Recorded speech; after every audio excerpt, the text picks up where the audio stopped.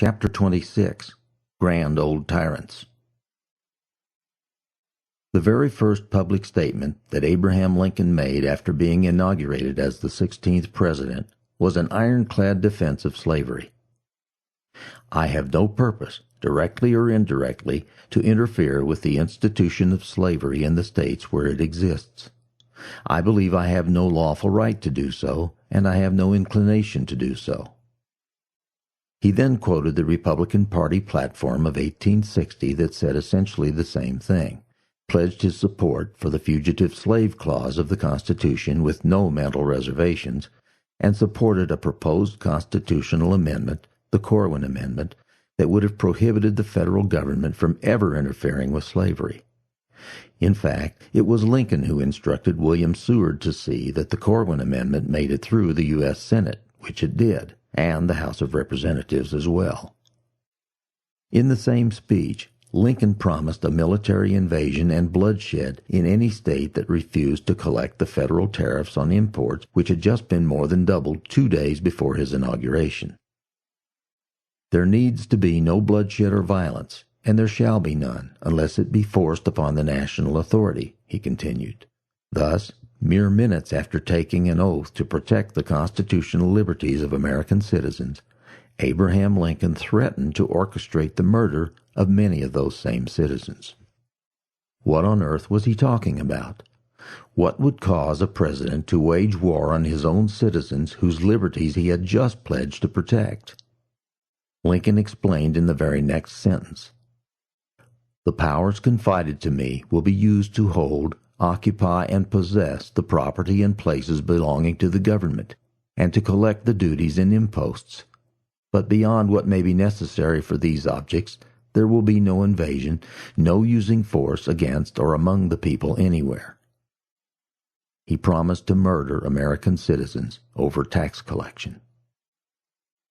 This was necessary in the mind of Lincoln if he was to deliver on what his party elected him to do: to enact a high protective tariff, give away public lands mostly to mining, railroad, and timber corporations, and lavish the railroad corporations, among others, with corporate welfare.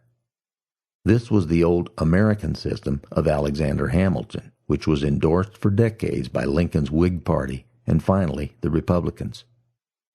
The overwhelming majority of Southern congressmen had for decades been ardently opposed to all of these things, but now they must be forced into it, or so Lincoln thought, for the sake of revenue collection. At the time, the tariff on imports accounted for more than 90% of all federal tax revenues. Southerners as well as Northerners needed to be forced to pay for the empire of corporate welfare that the Republican Party hoped would keep it in power for decades. It did. The Republican Party essentially monopolized national politics for the next half-century. That is why there had to be a war in the minds of Lincoln and the Republican Party. They were perfectly willing to enshrine slavery explicitly in the Constitution, but there would be no compromise over collecting the newly doubled tariff. This is also why opposition to war in the North had to be brutally repressed as it was, and a myth of national unity invented. Much of the story of how the Republican Party engaged in a Stalinist spasm of political repression is told by historian William Marvel in his book, Lincoln's Darkest Years, The War in 1862. Marvel is a renowned Lincoln scholar, winner of the Lincoln Prize and the Douglas Southall Freeman Award. The Republican Party's first act of political chicanery was to begin kicking out of the U.S. Senate men like Democratic Senator Jesse Bright of Indiana, who lacked enthusiasm for Abraham Lincoln's war against the South, writes Marvel. Using the excuse that, in the years before the war, Senator Bright had known and admired fellow Senator Jefferson Davis of Mississippi, the Republican Party accused Senator Bright, one of the most senior members of the Senate, of retroactive treason and expelled him with a bare 2/3 majority vote. The Congressional Globe propagandized that only a traitor would advocate peace, and newspapers all over the North that were openly affiliated with the Republican Party, as was common during that period of time, quoted this statement. As for Northern newspapers that did not support the waging of war on their fellow Americans, The government had already begun to squelch the most effective criticism by stopping distribution, seizing equipment, and arresting publishers. Unionist mobs had collaborated in that suppression of free speech during the summer of 1861, destroying the offices of anti-war journals and attacking the editors. Even Francis Scott Key's own grandson understood how dangerous it had become to utter an unpopular opinion in the land of the free, Marvel sarcastically writes. The grandson of the author of the Star-Spangled Banner was a Baltimore newspaper editor who had been thrown into the bowels of a coastal fort without any due process for editorializing against the Lincoln administration's suppression of free speech.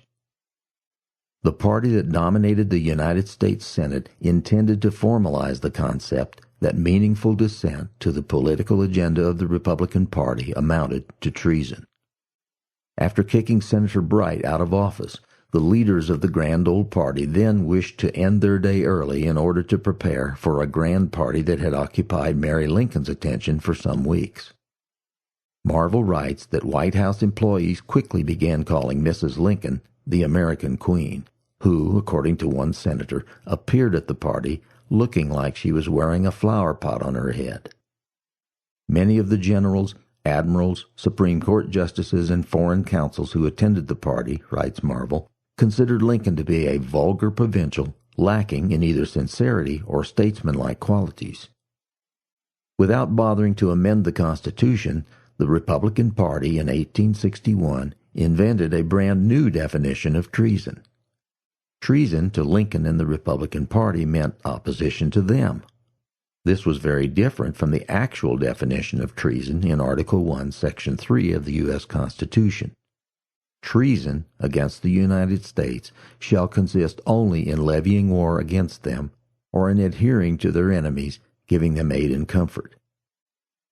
As with all of the founding documents, United States is in the plural, signifying that the free and independent states, as they are called in the Declaration of Independence, are united in forming a compact of states for their own mutual benefit. The central government was to be their agent. Treason under the Constitution consists of levying war against them, the states. This, of course, is exactly what Lincoln and the Republican Party did. Their war on the South was the very definition of treason under the U.S. Constitution.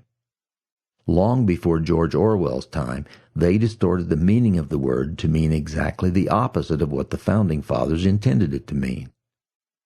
As the perpetrators of treason, as defined by the Constitution, they accused their political opponents, those who opposed the levying of war on the states, of treason.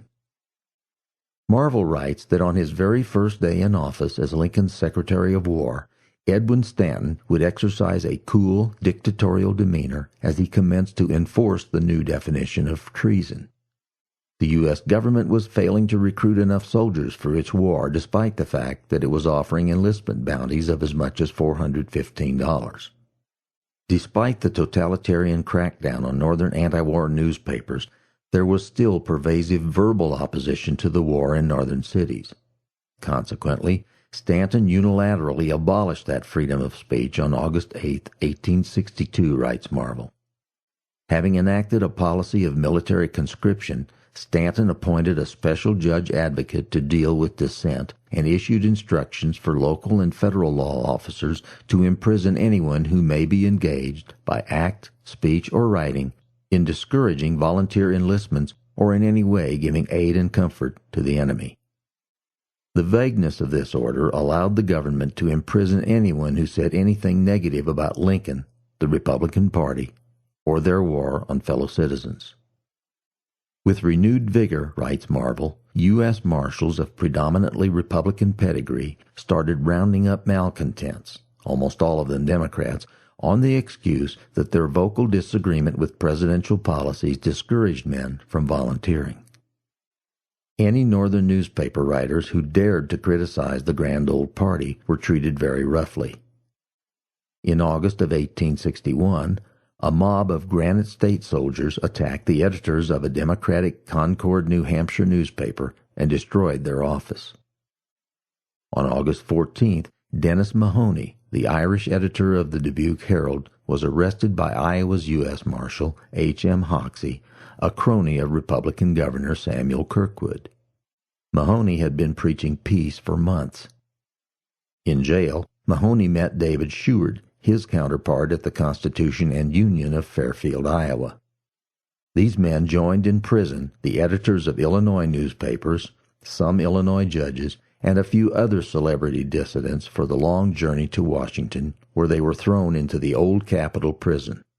Apparently, administration critics from the land of Lincoln had to be imprisoned in Washington, D.C., where they could be especially carefully watched. Newspapers affiliated with the Republican Party crowed over the administration's latest assault on free speech, which speaks volumes about the rotten totalitarian mindset of the scoundrels who ran the Republican Party of the 1860s. Marvel writes of how prominent Democrats all throughout the North were jailed for such things as advising voters to vote for peace candidates, laughing at a local home guard company, or making saucy comments about Lincoln. Even Democrats running for Congress were imprisoned before Election Day, as was the case of William J. Allen, a peace Democrat from southern Illinois who went to jail in that mid-August orgy of repression because of opinions expressed during a political campaign. Allen was running for re-election. Many of his fellow Democrats were not released from one of Lincoln's gulags until after the fall elections.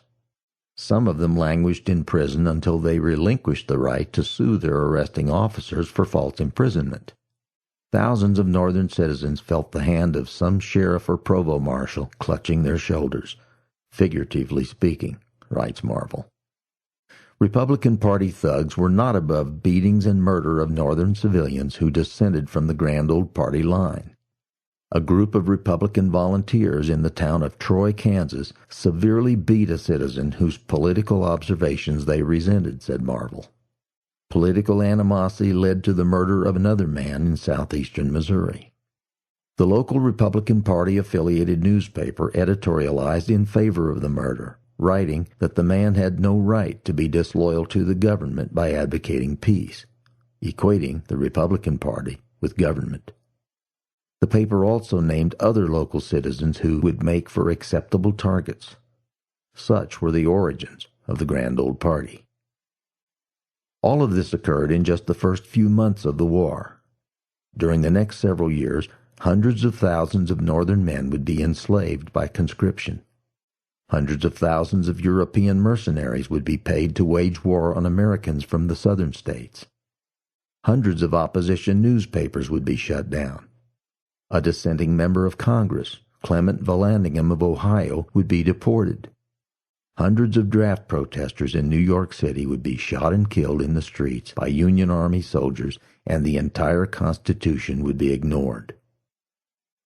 All of this anti-draft, anti-war, anti-administration sentiment led the Republican Party to form secret societies, writes Marvel, that would produce a deluge of pro-Republican propaganda for years and years after the war was over.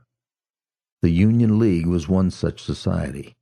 One of the things the Republican Party propaganda machine did was to manufacture the myth, that is the lie, of national unity during the war, suggesting that Northerners were united in waging total war on their fellow citizens. The truth is that it was the Republican Party that waged war on the South, not a united Northern population.